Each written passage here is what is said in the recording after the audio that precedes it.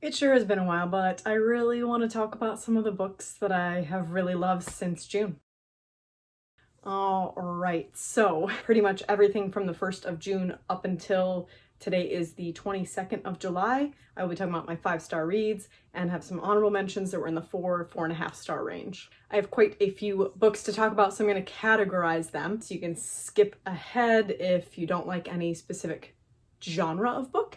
I'm going to start with the nonfiction that I read. All the nonfiction that I read in June about race and racism and activism, etc. One of my favorites was So You Want to Talk About Race by Ijoma Uluo. Now this is nonfiction. The representation of the author in and of herself, she is queer and biracial, so she's an intersectional own voices author talking about her experiences that she's had with racism, both in her personal life as well as in the workplace. And it was very informative, obviously, but it was the personal connections within the things that she has experienced herself that made me really connect to the story. Things about that you hear often, sadly, the microaggressions of people just expecting that they'll be allowed to touch your hair. She got a promotion at one point at work, and then the promotion never actually went through, and they gave it to somebody else who had approached their managers and said, "I've been here longer, don't I deserve it? Aren't you just giving it to her because she's a person of color?" And like things like that. It was very, very, it's not an easy read. I did listen to it on audiobook. It was a fantastic audiobook, and I do believe Hoopla has it. The most poignant part of the story for me was about what she referred to as privileged defensiveness, which is when white people say, well, just because I'm white doesn't mean I'm privileged. Or like, that's basically it. Just because I'm white doesn't mean I'm privileged. And how ridiculous that is, and how your skin color does affect your level of privilege, and how white people are the most privileged in that sense.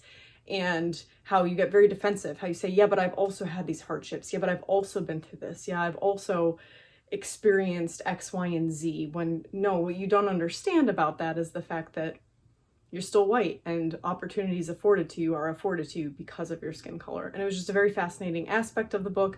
I have read several books about race and racism, as I said before, but this one stood out to me because it just felt, the anecdotes made it feel very real instead of just hearing, I don't know how to explain it. For instance, I listened to White Fragility and it wasn't as good. Like, it's just, this made a lot more sense to me, and it was a lot more cohesive, and I highly recommend it. Rolling right into that, another nonfiction I read that dealt a lot with intersectionality pertaining to queerness and blackness, and that is All Boys Aren't Blue by George M. Johnson. If you've been on BookTube in the last 2 months, you've probably already heard about this book. It is a memoir written about George M. Johnson's experience coming out, being himself, experiencing his first sexual encounter, which in retrospect in his life, he realized how not okay it was. The story is very raw and very emotional, and there are a lot of very rough scenes within it, so do proceed with caution. But I related aspects of it because I do believe he's around my age. So he talked about AOL Instant Messenger, AIM, and like the sounds, and like going and meeting people online, not in person, but like forming friendships online and being in chat rooms and the whole ASL thing. And most people lied, and that's referenced in the book. And I also, here I am 30 something years into life, and it was the first time ever that I have read about the truth of Abraham Lincoln and how he wasn't anti-racism. He was actually racist, but he just thought that freeing slaves was something that would be very good for the economy and the state of politics. But he still felt that white people deserved more rights than people of color, specifically black people, and that if he could, slavery would remain as it was if he could still benefit from it. But I never ever had read that ever, and my bad for not looking into it, but now I know, and I highly recommend checking it out if you're interested in memoirs and learning more about intersectionality and what it's like having to come out knowing that your intersectionality makes you a target in the world that you're living in. And now some personal faves. One of them is a little bit lighter, and that is Wow No Thank You by Samantha Irby. This is my first Samantha Irby book, and a good friend of mine from college, back in college I took creative writing, and there was a class you could take. It wasn't really a class, but you did an extra hour or two, I can't remember, where you were tutored. So you would go and you would meet with another student who was further advanced than you and was taking a tutoring class, and they tutored you in your writing. And through that, I met a friend that I still keep to this day. Her name is Annie, and she had recommended Samantha Irby to me, and I didn't even remember it when I picked this book up. And when I posted about it on Instagram, she messaged me about it, and it was just, there's a lot of connections, a lot of personal connections to this author now, who also grew up in Chicago. So there's a lot of relatability. This is a short story, not short story, an essay collection.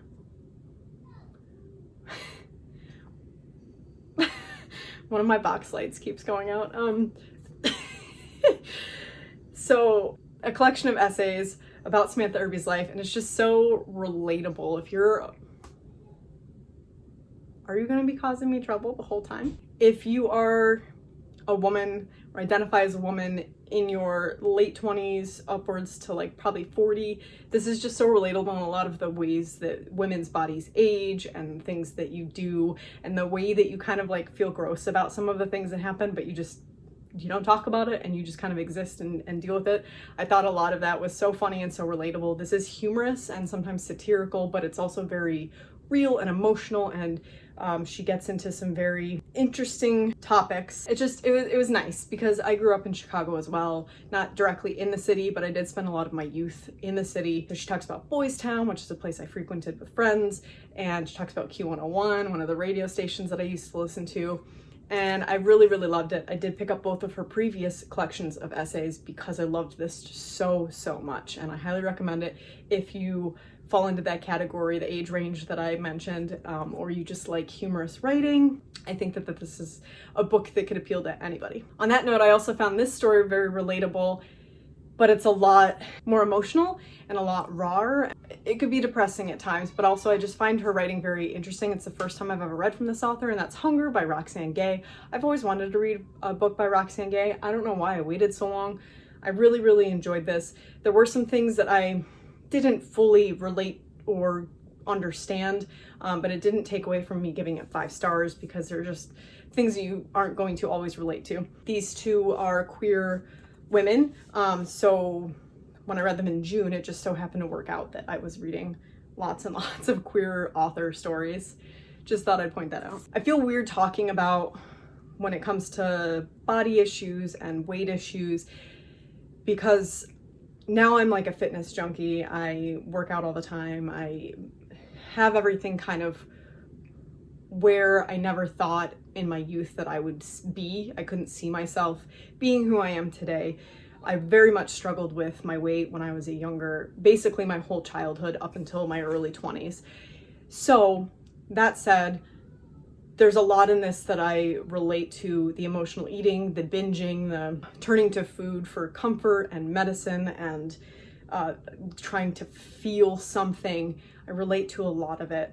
I have a hard time talking about it because it's not something that I don't know how to state this really and truly, if I'm being honest, because it's not something that I personally am struggling with these days. I do think that it's very common to have eating disorders. I definitely think that I have disordered eating as well as like a body dysmorphia struggles, and it all comes from having lived in a body that didn't feel like my body type situation. And Roxane Gay really talks about that a lot. This whole story is about trying to, I should say trigger warning, there's a very, very brutal reason in which this triggers her intense weight gain through life, because she did it in a sense to protect herself from other people. And it all made sense, and it was very, very heartbreaking, very emotional. And so trigger warning for sexual assault and rape and a lot of stuff. This is a very, not an easy read whatsoever, but I do think it's a worthwhile read if you've ever struggled with something emotionally and turned to food, if you've ever felt like your body was both your savior and your prison. There's just so much about this that hit me right in the heart and brought me back to things that I felt and thought in the past, and sometimes still do to this day. It's just very emotional, very interesting. I gave it 5 stars. Intend to read Bad Feminist next, so Let me know down below if you've liked that or if there are other Roxane Gay novels that I should check out, because she doesn't just write nonfiction, but I've never read. This is my first Roxane Gay. So now we'll move on to YA, in which I only have one book that I gave 5 stars and I want to talk about right now, and that is You Should See Me in a Crown by Leah Johnson. This is a YA queer story about a girl who is trying to get to the college of her dreams after her parents have both died in her life, and she lives with her grandparents who cannot afford to send her to college, so she has to do it all herself, and she is $10,000 short. And the only way that she can think to get the $10,000 that are missing is to take part in her town's prom, because the person that makes prom queen and prom king get $10,000 scholarships to their college. But she's a Black girl, she's queer but not out, and those things are both not traditionally people that would win the prom court. Specifically, one of the rules is that you cannot take a same-sex date to prom. So that sounds like it's a very kind of depressing story, but actually the story itself had so much joy, and one of the things that has really resonated with me with everything that's been going on is the idea to not just read books about racism or books about struggles, but to read books about Black joy. And I think this book very much falls into that category. I didn't have very many expectations going into the book because YA contemporary just isn't really my thing these days, and I ended up loving it. I didn't want to put it down once I got into it. I really enjoyed the cute romance that was part of the theme, and I really enjoyed the growth both of our main character and the friendships that she has within it, just her accepting herself for who she is and being unapologetic about it once she gets there. And I really, really highly recommend it. All right, next we're going into my favorite categories. So there are several of these books. There are several books that fall into adult fantasy. I read both Jade War and Jade City. I did that backwards, but you know what I mean. Jade City and Jade War by Fonda Lee. I buddy read these with my friend Bethany, and we had such a good time. These books are so full of political intrigue. You're following one family, this clan called the No Peak Clan, and they are in charge of their territory and the jade business within their territory, because jade is a magical wielding element for people who can wield it. Some people get very, very sick and it could kill them if they wield it and they're not part of the ancestry that can. So it becomes like a drug for those people. And also there's just a whole lot of dynamics with how jade works within this group of this village. Jade City was a lot more about that and the trade war and all of the younger, not younger, but outside groups getting a hold of it and what they were doing with it. And then Jade War was more about expanding outside of just their clan and the one little other clan that they were bickering with throughout Jade City. And you're involving other parts of the continent and other islands. And it got way, way, way more political in Jade War. So if you're into fantasy that has magical elements and takes place in a more, I wouldn't call it an urban setting, but it does feel a lot more modern, a more modern setting with fantastical elements, and you really like political intrigue within your fantasy, this is the set of books for you. I've said many times that I relate it very much to the Poppy War series. It has a very similar feel in terms of the political intrigue and how much that plays a role in what happens in these books. They have some of the best characters that I've read in a while. Hilo and his sister Shay, they are both just very dynamic and interesting and stubborn people in their own sense. They're very different from each other, but they play off each other very well. And I'm very interested to see what will happen in the end, which is Jade Legacy, which comes out sometime next year. So yeah, this is a new favorite series. So if you are looking for a new fantasy series, might I recommend. Then one of my most anticipated reads of the year dropped, and I went for the first time out of some, like, not just an essential business like a grocery store. I masked up and I went to Barnes & Noble just to find out that my Barnes & Noble moved, and apparently a lot of them did during the pandemic shutdown. Mine moved, and I got worried about it because it used to be a standalone store and now it's in a mini mall, and I was like, oh, it's gonna be small and like miserable. And it is beautiful. It is such a beautiful store. If I could go every week, I would, but I'm only gonna go if I really, really need a book that's new release and I didn't order it, which is what I did with Empire of Gold by S.A. Chakraborty. I went and got it the day it came out. I'm so happy with how this book ended. If you liked The City of Brass, then I would highly recommend finishing out the series, because seriously, I could not have seen this wrapped up any better. S.A. Chakraborty really just writes so well, and the characters are just, I'm gonna miss them so much. They're just so dynamic and flawed and wonderful, and Nari, our main character, is just someone that I wish that I was more like, and she's so stubborn and she fights for what's right and not like what's easy, and she's one of my favorite characters that I've ever read across any books ever. And if I don't know, if I haven't convinced you to read City of Brass yet, I don't know what I did wrong, but I highly recommend it. There's a lot of political intrigue in this as well. It is not modern fantasy. This is very much Jinn powers and old ancestral powers, and it's just so much fun. I really recommend it.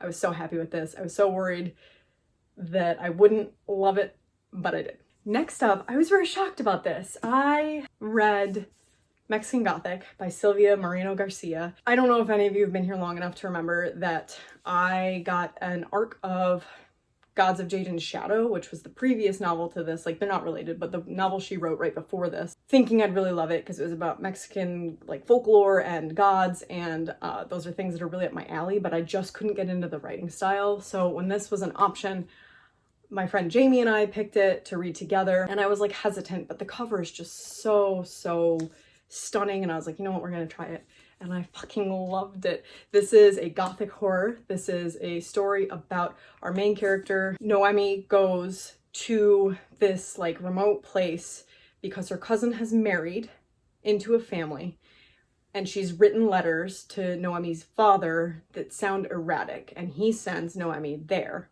This happens in like the 1950s, I want to say. Yeah, 1950s Mexico. Sends her there to figure out like what is wrong with your cousin. Something's definitely not right.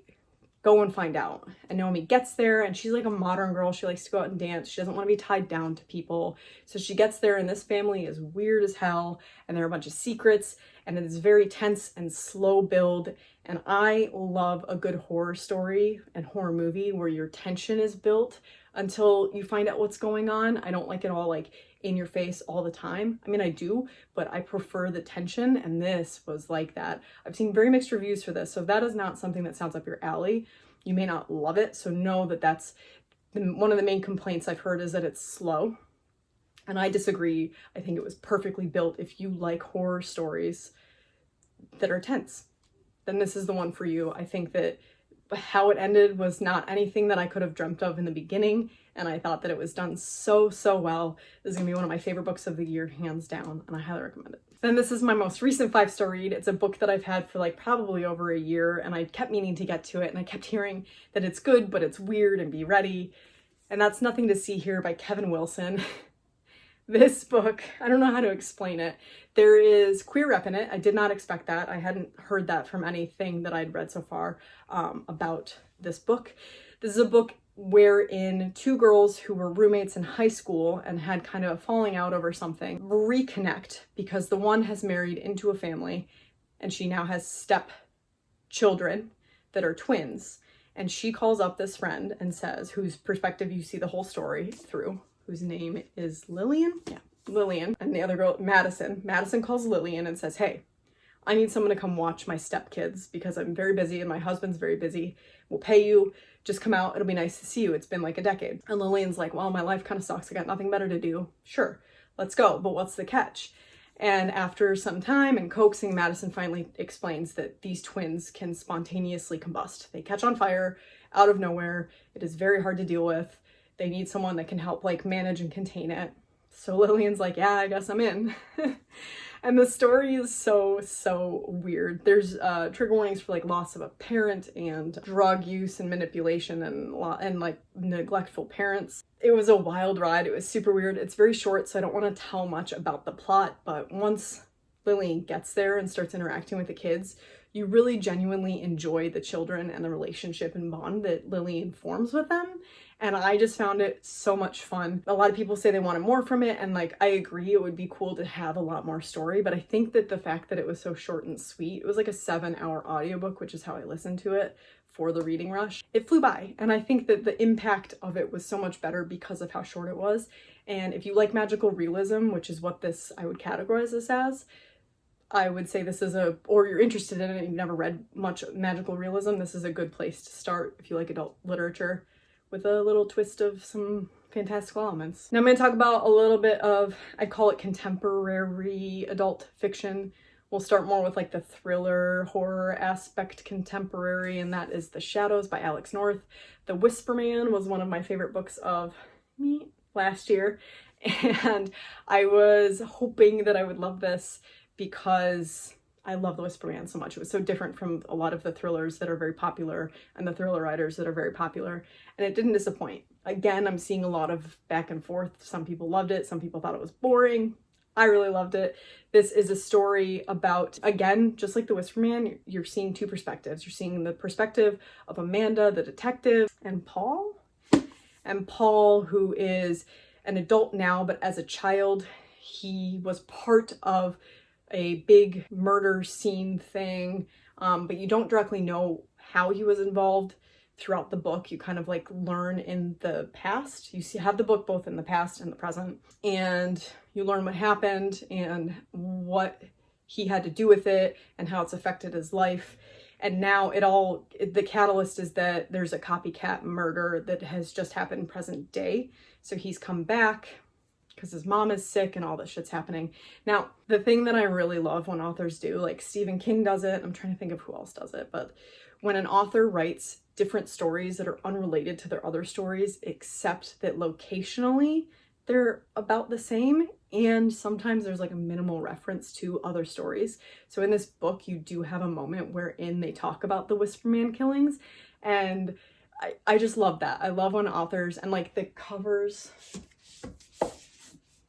are quite similar. I'm sold. Alex North is now my favorite thriller writer of current day. A lot of people really like Riley Sager, and let me say, I'm not going to talk about books I didn't like, but I really didn't like Home After Dark. So I think I'm done with Riley Sager, and Alex North is the reigning thriller writing champion for me right now.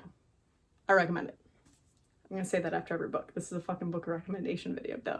And this one is like just straight up contemporary. I got it because I loved the cover and the premise sounded interesting. Whew. I'm out of breath. And that is One to Watch by Kate Stayman London. I can never remember her name. The hyphenation kills me every time. All right. This is a story about a fashion blogger who is a plus-sized woman, and that's why she started the blog, because fashion industry was very largely thin, size 0, 00 women. So she started this fashion blog. She has quite a few followers. She's like mildly famous in fashion blogging. And once she gets drunk with her friend and writes this post about a show that is very The Bachelorette-esque. It's called Main Squeeze. And she writes this whole scathing thing about how the main women are always very tiny and they seem to lose weight on the show, and it's not relatable to the vast majority of women who watch it. And she wishes that for just one time there'd be someone that was a lot more relatable on the show featured, or any of the men choices who are all like, you know, these like Greek gods that are jacked and only drink protein shakes, like that kind of stuff. So she writes this whole review. The season that she's referring to has done so poorly that they fire the producer of it and they hire a woman that had worked under him to try and refresh the show. And that woman reaches out to her and asks her name is B, will she be the next Main Squeeze?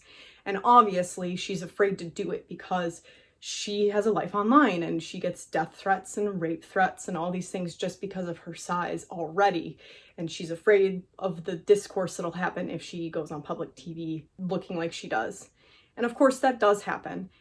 And she asks, I don't want to get too far into the plot, but she does it, she agrees to do it under the consideration that the guys that are chosen to be part of the show aren't your standard for the show either, because why would those guys all want to date someone like her type deal? Well, a lot of things go down. So this is a romance, but it also has so much to do with loving oneself and not giving a fuck what other people think, and trying to educate people about how what you perceive by seeing someone isn't the be all end all, that she's more than just her weight. I loved it. There was humor and really raw moments and emotional moments and hard moments, but like overall it was a fun story. I've never read a story in which a character becomes like the Bachelorette, and I really, really highly recommend it. Obviously there's trigger warnings, the rape threats, the death threats, fat hate, fat phobia, a little bit of homophobia, and there's just a lot of representation. You've got some aromantic and ace rep. It was just fun. Her best friend is queer, and I don't know, this is a debut novel, and I can't wait to see what comes in the future from this author, because it's really hard for me to love a contemporary romance, as we know if we've been here for a while. But this is it. I really, really liked it, and I haven't seen a whole lot of people read it, and there aren't a whole lot of reviews on it from friends that I know, so if that sounds up your alley, I definitely want to hear more people read this and talk about it. Really quickly, graphic novels, I'm just going to run over the fact that I did finish Princess Jellyfish, and I'm very happy with how it ended, and it is now officially one of my favorite manga series. It's cute and fun and contemporary, and yeah, I hope that I have convinced someone to check out Princess Jellyfish, because it is a lot of fun. That's it. I have one middle grade to discuss, and that is The House in the Cerulean Sea by TJ Klune. This book, it made me cry happy tears at the end, which very rarely happens, but here we are. This is a found family story. It has queer representation about a guy who works for this company, the department in charge of magical youth, in which all these orphanages around the world take care of youth that have magical powers, and they're contained and made sure that they're not a threat to regular people. And he gets sent on this trip to this house on the Cerulean Sea because the kids there are extra dangerous, and they want to see how the place is being run and determine whether it should be shut down. And our main character goes there, and he is a gay man, and so that representation is there, is why I say it. He goes there trying to be objective and not involved personally with this family, but he's charmed. And I was charmed, and it's just so much fun, and the characters and their powers are all very interesting. And I think that this is, I think it was Lexi, who I'll have linked down below, who's a very big middle grade reader, said that this is a middle grade book written for adults, and I can see why. I read this in 2 days. Same with Mexican Gothic, same with The Shadows, 2 days a piece each. If you are interested in middle grade or expanding your middle grade horizons, this is a very good book to choose. And real quick, cross genres, we're going to talk about 4 honorable mentions. One is nonfiction, and that is How We Fight for Our Lives by Saeed Jones. This is another memoir and essays about a Black man who is also queer, and I think he's just straight gay, actually.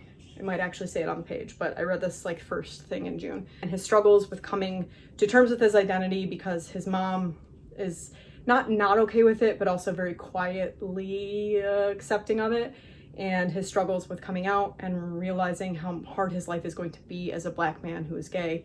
And again, I said this about All Boys Aren't Blue. It's very raw and emotional, and some of the scenes are hard to read. And he talks a lot about seeing things on the news back in the 80s and 90s when people were being killed for being queer or Black. And it's still happening these days, obviously, but back then it was a little different because we weren't as connected socially. So seeing that was very impactful, to turn on your TV at night and see that someone has been beaten and left for dead because they're a queer person. Recommend it. Very short, but very impactful. And I gave it 4.5 stars because I did feel like it was a little disjointed, but overall I really recommend it. Then I read Take a Hint, Danny Brown by Talia Hibbert, which is the companion novel to Get a Life, Chloe Brown. Talia is her sister. We follow her. She's a bisexual woman, bisexual Black woman. And Zaf, who is a security guard at the college that she works at, he's had a personal tragedy that has changed kind of the course of his life. And they're hot for one another, but she doesn't want to admit it.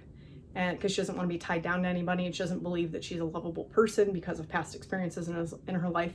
And he's afraid to admit that he has feelings for her because of who she is and how intimidating she is. And I enjoyed it. I think I liked Chloe Brown more. It impacted me more. There were things in here that I felt were rushed a little bit, especially the end climax, her revelation and stuff kind of just came out of nowhere for me. A lot of people 5-starred this and thought it was amazing, and it was really, really, really good. And I can't wait for the third one, which is I don't remember the specific title of it, but the third sister Evie has her own story that's coming out, I believe in spring 2021, and I really look forward to it. Then YA, we have Clap When You Land by Elizabeth Acevedo. This got a 4.5 star for me. This is told in verse. My complaints are that I didn't feel emotionally connected to either of the characters. It's a story about two sisters. They don't know they have each other because their dad had two separate families, and one lived in the Dominican and one lived in New York, and due to a tragedy in which their father dies, it brings them together. They find out about each other, and so they start talking. But it went on a very long time before it got to them finding each other, and because of that, and then everything kind of wrapping up fast after that, it didn't give me time to feel emotionally connected to the characters. A lot of people love this and think it's one of her best works. I still think The Poet X is unbeatable, but very, very good 4.5 star for me. And last in the fantasy genre, N.K. Jemison's The City We Became. This is my first N.K. Jemisin. This is an urban fantasy that is very, very much drawn from Lovecraft. Straight on the page mentions Lovecraft several times. This is a story wherein place is character. Each of the characters, the main characters, are the boroughs of New York. So you've got Brooklyn, you've got Manhattan, you've got Staten Island, etc. And they have to come together to defeat this like ethereal, otherworldly horror that has come to take over the city and demolish it, basically. It's wild. The creatures, the horror aspect of it was so, so good. I've said multiple times across platforms that I don't like Lovecraft. My husband's a big Lovecraft fan. I've tried lots of work. I'm not a fan of Lovecraft specifically, but Lovecraft-inspired work, like Neil Gaiman is very inspired by Lovecraft. I love it, but I don't love Lovecraft. And at one point, literally, there's a line here that refers to Lovecraft as rambling, and that's what he is. He's a rambler, and I just don't like any of it. But I definitely recommend this. It was a 4.5 for me. I think that the impact of it kind of fell short a little bit, and it went on quite long, but it is a series, so there might be buildup that will come to fruition later, but really enjoyed it. I blew through this book in like 3 or 4 days. Love it. Can't wait to read more from N.K. Jemisin. So that's it. It's been a while, and I've read a lot, and I just talked a lot about books, and it's been a while since I've put a video out that was probably 30 minutes when all is said and done, but here we are. Lots of books I've loved. I hope that because of this video, you found books that you can move up further in your TBR to a sooner date, or books that you're going to add to your TBR. Let me know down below if I convinced you to read any of these, or if you read any of them and love them too. Let's talk about it down below. Thanks for being here, guys. As always, I enjoy talking about books, and I'm glad that you do too. Let me know what you're reading down below. I'll see you in the next one. Like if you like this video, subscribe if you're new here and want to see more content from me. I'll see you when I see you guys. Bye.